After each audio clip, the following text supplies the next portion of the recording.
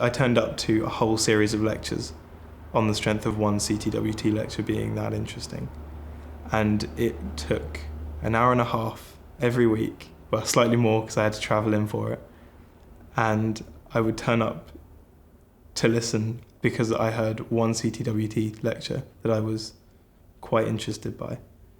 Critical Traditions in Western Thought is the core course for all of our 5 undergraduate degrees in the humanities programme.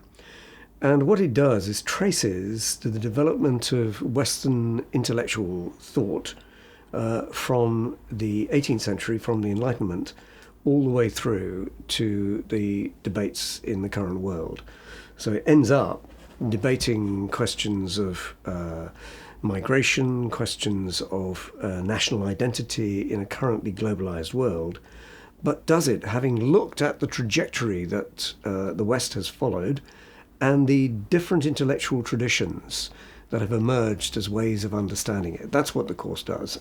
And that course is pivoted around the question of revolution. Revolutions, not just social revolutions or political revolutions, but even revolutions in thought. So there are 4 or 5 pivotal moments in the development of Western thought that are properly considered as revolutionary transformations from one way of thinking to a different way of thinking. And what this course does is that it equips students to mobilize that understanding in order to understand our contemporary world. We look at sort of everything from Isaac Newton, Francis Bacon and their sort of philosophical ideas to the French Revolution, women's rights. We've just recently done Mary Wollstonecraft, which is really interesting. The whole Critical Traditions of Western Thought so far has been following a track of domination of European thought and European values applied to the whole world.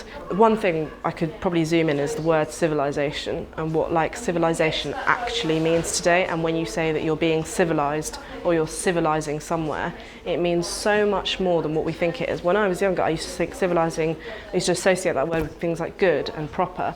And it's not that it's not good and proper, it's that it has so much more loaded meaning of that. Hundreds of years of history behind it, hundreds of years of colonization, slavery, and basically just European thought fueled by ration and reason. So there should be a sense, when you've done that course, of a kind of the way that thought in the West, shaped by events, linking with events, has evolved from the early Enlightenment thinkers, the scientific revolution, and so on, the stress on reason and rationality in the philosophers of the 18th century, through the whole of the 19th century, and up to kind of postmodernism in more recent decades.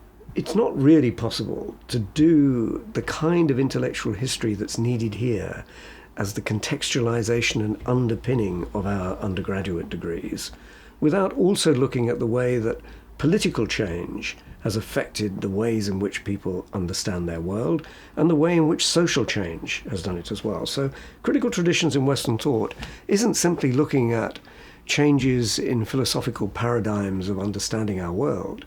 It's looking at those changes against the backdrop of politics and society.